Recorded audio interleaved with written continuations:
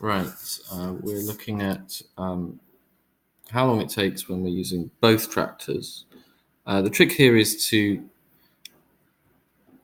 think about how many fields those tractors could plough in 12 hours. So in 12 hours, the old tractor could plough one field because it takes 12 hours to plough a field.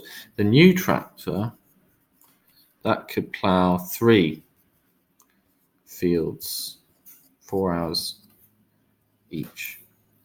If I add those two together,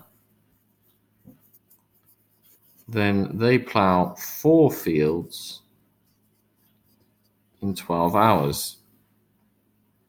We only want to plough 1 field with both of those tractors.